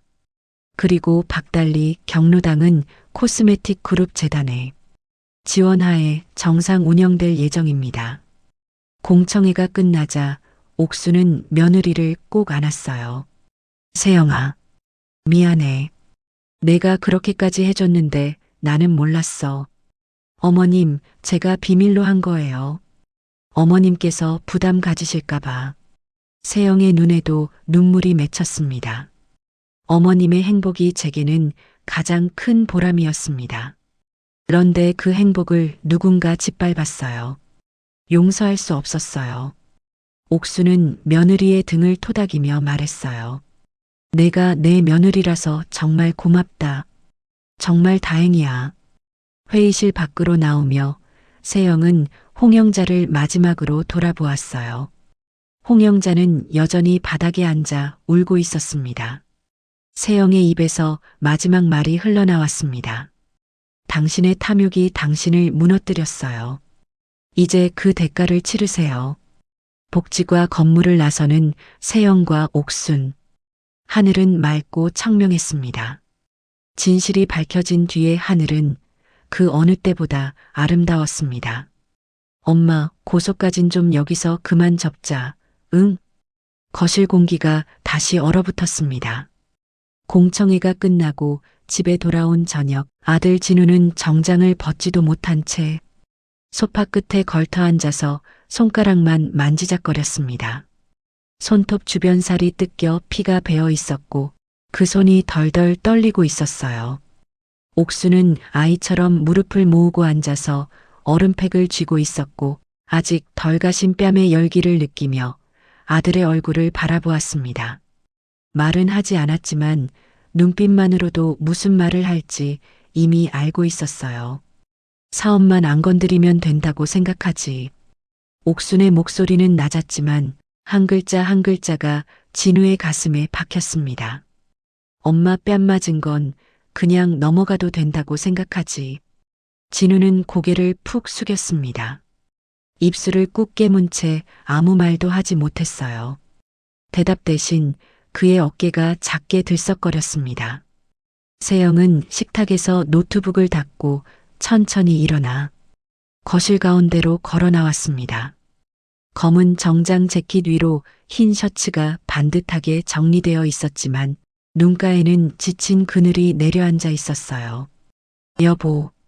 세영의 목소리는 차갑게 가라앉아 있었지만 억지로 누른 감정이 조금씩 새어나오고 있었습니다. 당신 회사 대출도 중요해요. 은행 눈치도 중요하고 거래처도 중요하죠. 근데 당신 엄마는 누가 지켜줘요? 진우가 고개를 들었습니다. 눈이 빨갛게 충혈된 채로 세영을 노려보았어요. 나도 화난다고 했잖아. 근데 이렇게 크게 키우면 우리 삶이 다 흔들릴 수 있다니까. 흔들려야 할 건 그 사람들 삶이지 우리 삶이 아니에요. 세영은 한 걸음 더 다가서며 단단한 눈빛으로 남편을 마주했습니다. 당신은 지금 엄마 뺨보단 자기 통장 잔고가 더 무서운 거야. 진우의 얼굴이 하얗게 질렸습니다. 잠시 침묵이 흘렀고 그 침묵 속에서 시계 초침 소리만 또각또각 방안을 긁어내렸습니다. 옥수는 그 두 사람 사이에 앉아 있는 자신이 애매한 돌덩이처럼 느껴졌습니다. 아들의 어깨를 감싸고 싶었지만 동시에 며느리의 말이 틀리지 않다는 걸 누구보다도 잘 알고 있었어요. 그만해라. 옥순이 조용히 입을 열었습니다. 너희 둘 다 마음이 다르진 않을 거다. 방법이 다른 거겠지. 그 말에 세영의 어깨가 살짝 내려앉았습니다. 진우도 숨을 길게 몰아쉬었어요. 그러나 풀린 것은 몸의 긴장이었지 마음속 매듭은 아니었습니다. 밤이 깊어갈수록 집안은 이상하게 조용했습니다. 텔레비전도 켜지지 않았고 누군가 설거지를 하는 소리도 들리지 않았습니다. 마치 집 전체가 숨을 죽이고 다음 날을 기다리는 것 같았어요. 잠자리에 들 시간이 한참 지났는데도 옥수는 안방 불을 끄지 못하고 침대 모서리에 걸터 앉아 있었습니다. 손에는 낮에 홍영자가 보냈던 요양원 사진이 켜진 휴대폰이 들려 있었어요. 침대 난간을 붙잡은 채 초점 없는 눈으로 허공을 바라보고 있는 노인의 모습. 살이 빠져 앙상해진 팔, 말라붙은 입술. 그 사진을 보고 있자니 오래전 병원 복도 냄새와 함께 자신의 남편을 떠나보내던 그날이 겹쳐 올라왔습니다. 눈가가 뜨거워졌습니다. 저 사람도 참 딱하긴 하지. 옥수는 혼잣말을 중얼거리며 휴대폰을 엎어놓았습니다. 문이 조심스럽게 열리더니 세영이 얼굴을 내밀었습니다.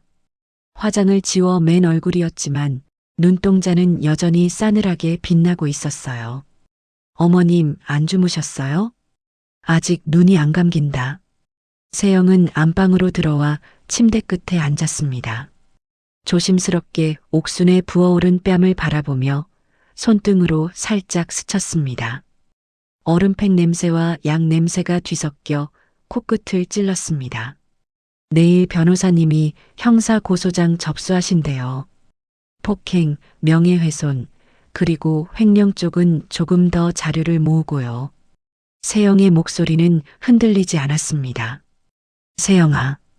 옥순이 조심스레 며느리를 불렀습니다. 혹시 말이다. 그 사람 너무 숨막히게 몰아붙이는 건 아닌지. 세영의 눈빛이 순간 굳었습니다.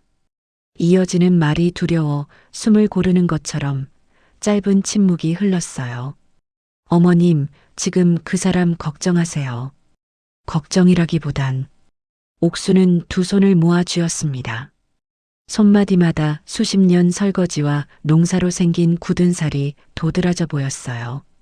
나도 사람인지라 그 사람 사정이 눈에 밟혀서 그렇다. 남편 요양원에 있다는 거 내가 모르는 것도 아니었잖니. 세영은 입술을 꽉 깨물었습니다. 한숨이 가슴 깊은 곳에서 끓어오르다가 겨우 눌려 내려가는 듯 했어요. 어머님, 그 사람이 힘든 건 사실이에요.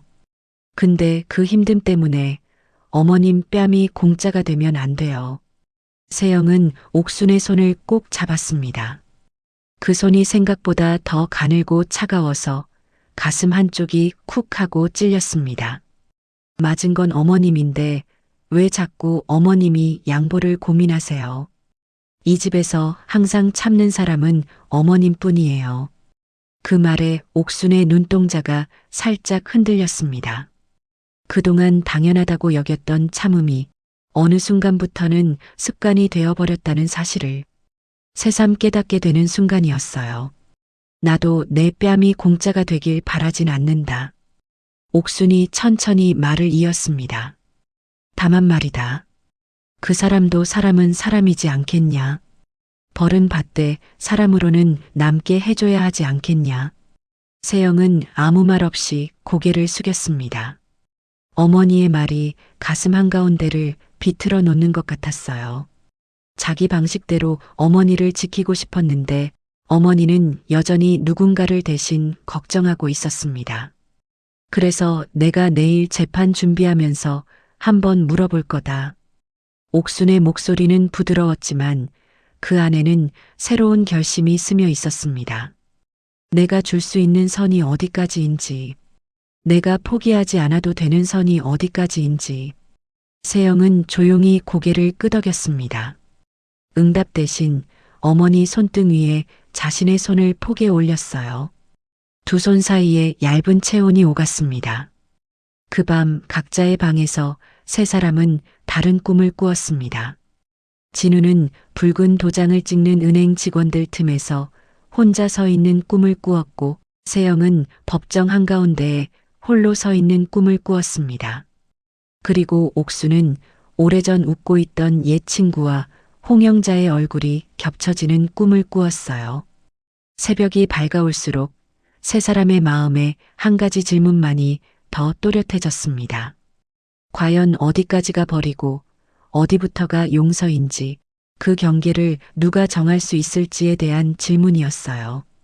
그 질문은 곧 시작될 재판장의 공기 속으로 함께 들어갈 준비를 하고 있었습니다. 피고인 홍영자는 앞으로 나오세요. 재판장 안에 울려 퍼진 판사의 목소리는 건조했지만 그 한마디에 사람들의 시선이 한 번에 움직였습니다. 서울지방법원 작은 법정. 공청회 때와는 다른 종류의 긴장감이 공기 속을 짓눌렀습니다. 속삭이던 사람들도 입을 다물고 플라스틱 의자가 삐걱거리는 소리마저 크게 들렸어요. 홍영자는 죄수복도 아닌 평범한 검은 정장을 입고 피고인석에 섰습니다. 하지만 굽이 다른 구두와 구겨진 옷자락, 화장 대신 잔뜩 부은 눈두덩이가 그녀의 지난 날을 말해주고 있었어요. 손목을 맞잡은 손은 자꾸만 떨려서 손등 위 핏줄이 더욱 도드라져 보였습니다. 피고인, 공소 사실을 모두 인정하십니까? 판사의 차가운 질문이 날아왔습니다. 잠시 숨을 고르던 홍영자의 어깨가 천천히 내려갔다가 다시 올라갔습니다. 마치 마지막 자존심 하나를 삼키는 것처럼 길게 침을 삼키는 소리가 가까운 방청석까지 들렸어요. 네, 인정합니다. 홍영자의 목소리는 생각보다 또렷했습니다. 그러나 끝부분이 살짝 갈라졌고 그러자마자 눈에서 눈물이 뚝 하고 떨어졌습니다. 검사가 차례대로 혐의를 낭독했습니다. 피고인은 노인 일자리 보조금을 이용해 납품 단가를 부풀리고 그 차액을 공모하여 나눠 가진 사실이, 경로당 후원 물품 중 고가 홍삼과 여행 상품권을 개인적으로 수령하여 사용한 사실이, 경로당 회원 이목순에게 다수의 사람들 앞에서 폭언과 폭행을 가하고 이를 인터넷을 통해 실시간 송출한 사실이, 단어 하나하나가 돌덩이처럼 떨어졌습니다. 홍영자는 그때마다 움찔하며 고개를 숙였습니다. 그녀의 손가락은 서로를 파고들 정도로 세게 맞잡혀 있었어요. 방청석 한쪽에 앉은 옥수는 두 손을 무릎 위에 올려놓고 손가락 끝만 살짝 흔들리고 있었습니다. 뺨의 멍은 많이 옅어졌지만 마음속 자국은 아직 제자리를 찾지 못하고 있었어요. 피해자 측 참고인 이목순 씨. 재판 진행 끝부분 드디어 그 이름이 불렸습니다. 옥수는 천천히 자리에서 일어나 증언대 쪽으로 걸어갔습니다. 한 걸음 내디딜 때마다 무릎 관절이 삐걱거리는 느낌이 들었지만 등을 곧게 펴려고 애썼습니다. 선서하시고 이름 말씀해 주세요. 예, 이목순입니다. 판사가 고개를 끄덕였습니다. 당시 상황과 피고인에 대한 의견을 말씀해 주시겠습니까? 법정 안 시선이 한 번에 모였습니다. 홍영자의 눈도 세영의 눈도 진우의 눈도 모두 옥순의 얼굴에서 떨어지지 않았습니다. 옥순은 깊게 숨을 들이쉬고 천천히 입을 열었습니다. 그날 저는 사람 앞에서 사람이 아닌 취급을 받았어요. 말을 꺼내는 순간 숨겨놓았던 기억들이 한꺼번에 밀려왔습니다. 경로당 식당의 흰 형광등 불빛, 삼계탕 냄새, 젓가락 내려놓던 소리, 그리고 그 가운데에서 튀어나오던 말들. 개처럼 기어라, 내 주제를 알라, 그런 말들을 수십 명이 보는 앞에서 들었어요. 목소리가 잠시 떨렸지만 곧 다시 단단해졌습니다. 뺨을 맞은 것도 아팠지만 사람들 웃음 섞인 숨소리가 더 아팠어요. 내가 그냥 웃음거리로 바닥에 널브러져 있는 쓰레기 같은 사람이 된 것 같았거든요. 홍영자의 어깨가 크게 흔들렸습니다. 눈물을 훔치려는 듯 손이 올라갔다가 다시 힘없이 내려앉았어요.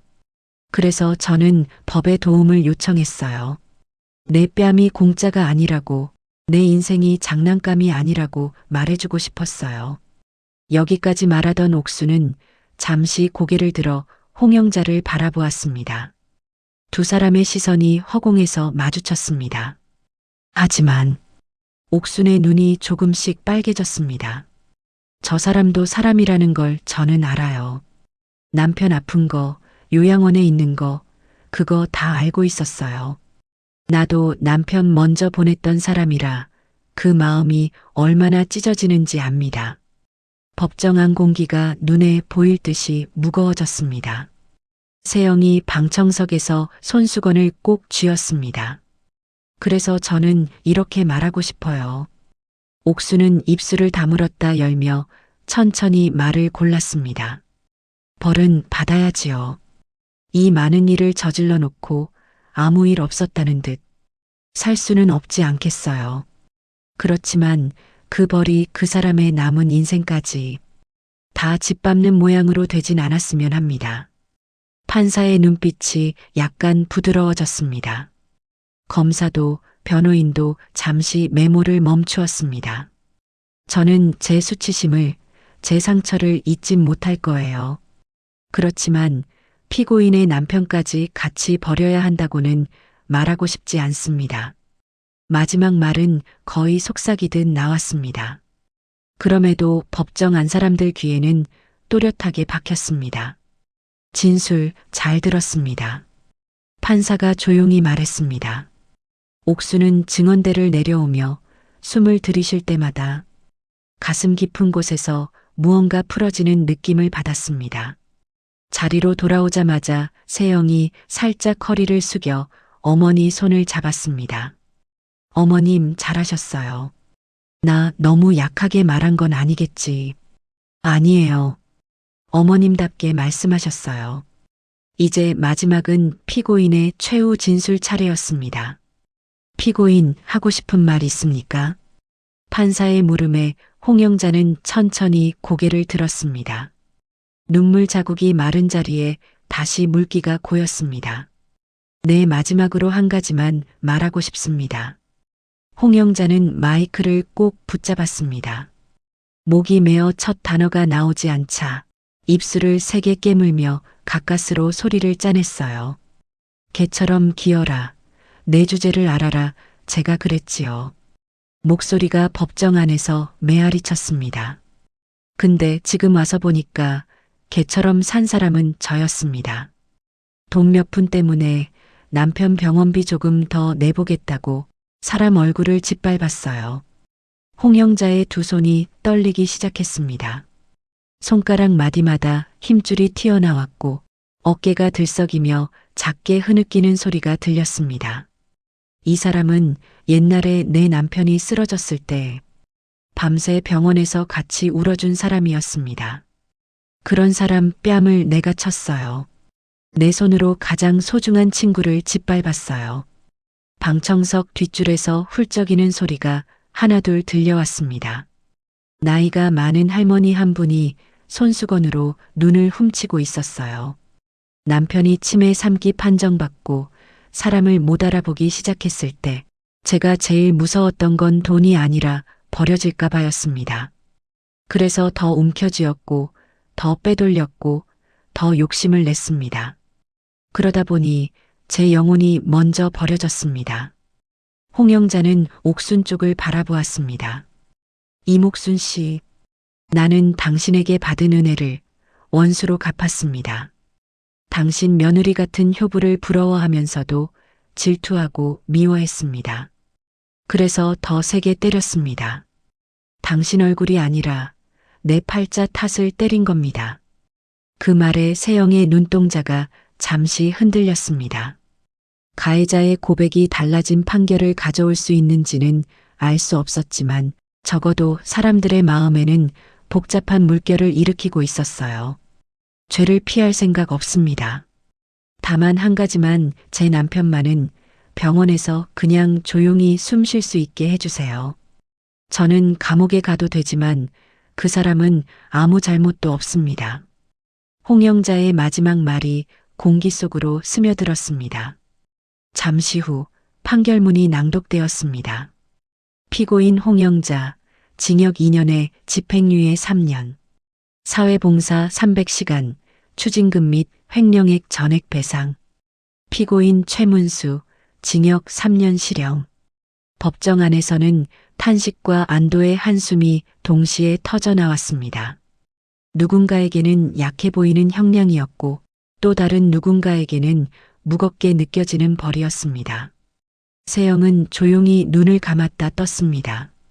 어머니 쪽을 돌아보니 옥수는 그저 조용히 고개만 끄덕이고 있었어요. 눈물도 박수도 없었습니다. 그저 아주 긴 밤이 끝나고 새벽이 오는 소리를 듣는 사람처럼 고요한 표정이었습니다. 재판이 끝나고 사람들이 하나둘 법정을 빠져나갈 때 홍영자가 호송을 기다리며 잠시 고개를 돌렸습니다. 그 시선 끝에 옥순이 서 있었습니다. 두 사람은 아무 말도 하지 않았습니다. 멀리서 스쳐 지나가는 눈맞춤, 그 안에 지난 수십 년의 기억과 오늘의 판결이 함께 담겨 있었어요. 그날 밤 집으로 돌아온 옥수는 침대맡에 앉아 한참 동안 손등을 바라보았습니다. 뺨을 맞았던 날 팔을 부여잡으며 바닥에 주저앉던 자신의 모습이 떠올랐습니다. 그리고 오늘 증언대에서 떨리던 자신의 목소리가 다시 귓가에 맴돌았어요. 정말 잘한 선택이었을까? 그 질문이 조용히 가슴속에 내려앉았습니다. 하지만 동시에 또 다른 작은 생각이 함께 피어났습니다. 이제부터 어떻게 살 건지가 더 중요한 것 아닐까? 어느덧 2년이란 시간이 흘렀습니다. 어머님, 일어나세요.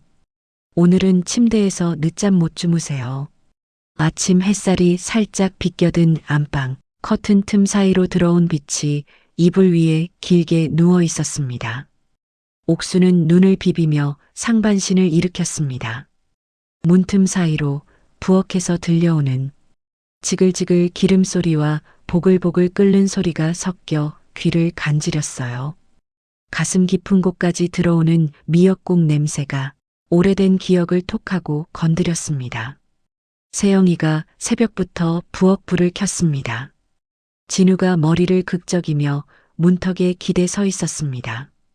평소처럼 바쁘게 전화기를 붙들고 있지도 않았고 양복 대신 편한 셔츠에 니트를 걸친 모습이 낯설 만큼 편안해 보였어요. 오늘 엄마 칠순이잖아요. 진우가 어색하게 웃었습니다. 미역국 한 냄비 정도는 우리 집에서도 끓일 수 있습니다. 안방 문이 열리자 부엌에서는 김이 모락모락 나는 냄비에서 미역이 고개를 내밀고 있었습니다. 소고기 국물과 참기름 향이 섞여 집 안가득 따뜻한 기운이 감돌았어요. 세영은 앞치마 끈을 묶은 채 국자를 들고 조심스럽게 간을 보고 있었습니다. 입술 사이로 살짝 국물을 불어 식히고 천천히 한 모금 넘기더니 고개를 끄덕였어요. 이제야 어머님 입맛 맞을 것 같습니다. 식탁 위에는 정갈한 반찬들이 놓여 있었습니다. 검은 콩자반, 고등어 구이, 노랗게 지져낸 동태전, 그리고 누가 보아도 손이 많이 갔을 잡채까지. 한 접시 한 접시마다 세영의 손길이 묻어 있었어요. 이게 다 뭐냐, 세영아. 옥수는 식탁 앞에 앉으면서도 믿기지 않는다는 듯 두 눈을 동그랗게 떴습니다.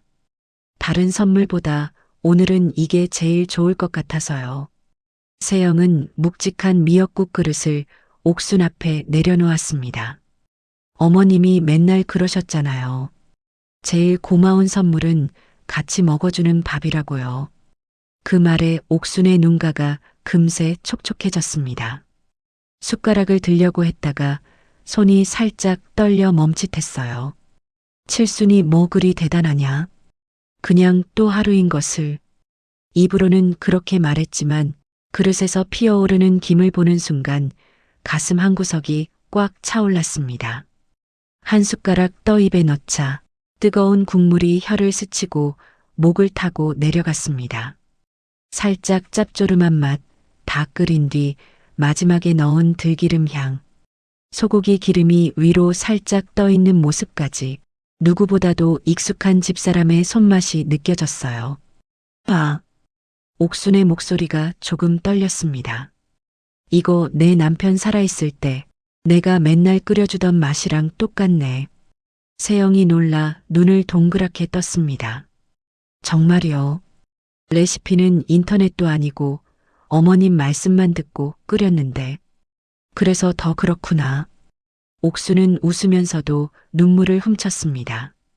이 맛이 내 인생이었어. 남편 아침밥, 애들 도시락, 시부모님 생신상. 전부 이 냄새로 시작했지. 진우는 조용히 숟가락을 들었습니다. 밥 위에 미역과 고기를 올려 입에 넣고 오래 씹었습니다. 오랜만에 느끼는 장난스럽지 않은 집밥의 무게가 혀끝에 맴돌았어요. 엄마. 진우가 조심스럽게 입을 열었습니다. 나 요즘 경로당 근처만 지나가도 자꾸 미안한 생각이 나. 그 말에 세영이 눈길을 돌렸습니다. 그날 엄마 뺨 그렇게 된 거 알면서도 제일 먼저 떠올린 게 은행 대출이었거든. 내가 많이 잘못했지. 진우의 목소리는 고개 숙인 자리에서 작게 떨렸습니다. 솔직히 말하면 오늘 미역국도 그냥 편의점 케이크 하나 사서 대충 넘기려다가 세영이가 뭐라고 한 줄 알아. 당신 이제 엄마한테는 그런 식으로 못 넘긴다고 딱 잘라 말했어. 세영은 머쓱하게 웃으며 물잔을 만지작거렸습니다. 제가 좀 세게 말하긴 했습니다. 근데 이제는 누군가 엄마 편을 같이 들어줘야 한다고 생각해서요. 옥수는 두 사람 얼굴을 번갈아 보았습니다. 예전에는 한 사람은 늘 남편 편이었고 다른 한 사람은 항상 중간에서 눈치를 봤습니다. 오늘은 처음으로 둘이 나란히 한쪽으로 비스듬히 서 있는 느낌이 들었어요. 너희 둘 다 많이 컸다. 옥순이 웃었습니다. 내가 칠순 먹고 처음 듣는 제일 좋은 말은 이거다. 엄마 편. 식사를 마친 뒤 세영은 작은 상자를 하나 내밀었습니다. 거창한 보석함도 아니고 고급 브랜드 상자도 아니었습니다. 손수 만든 듯 소박한 나무 상자였어요. 열어보세요, 어머님. 상자 안에는 얇은 황동 명패 하나가 들어 있었습니다. 거칠게 각인된 글자가 눈에 들어왔습니다. 새서울 행복 경로당 명예봉사 회장 이목순. 이게 뭐냐? 옥순이 숨을 들이마셨습니다. 어머님이 가시던 경로당 이름 바뀐 거 아시죠? 세영이 부드럽게 설명했습니다. 홍영자 회장 물러나고 저희 재단이 지원하면서 이름을 다시 지었어요. 어머님이 저에게 해주신 말 기억나세요? 복지는 건물보다 사람이 중요하다고 하셨잖아요. 그래서 제가 제안했습니다. 돈 내는 재단 이름보다 그 안에서 옆 사람 밥 챙겨주는 사람이 제일 앞에 있어야 한다고요. 그게 어머님이라고 생각했습니다. 명패를 쥔 손에 힘이 들어갔습니다. 거칠어진 손끝에 황동의 차가운 감촉이 전해졌어요. 내가 명예회장까지 할 사람은 아니지 않니? 입으로는 그렇게 말했지만 이미 눈가에는 웃음과 눈물이 동시에 번져 있었습니다.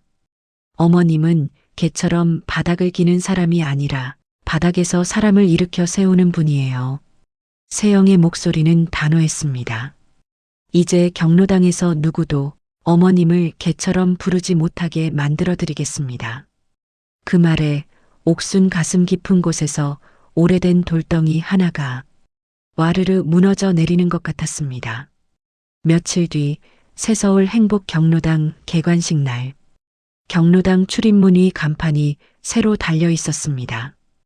유리문 안쪽에서는 새로 들여온 안마의자와 운동기구가 반짝였고 식당에서는 백발의 어르신들이 분주하게 상을 차리고 있었어요. 저기 온다. 이목순 회장 온다. 누군가가 외치자 사람들이 일제히 입구 쪽으로 고개를 돌렸습니다. 옥수는 낡은 코트를 차려입고 손에 든 명패를 꼭 껴안은 채 천천히 계단을 올랐습니다.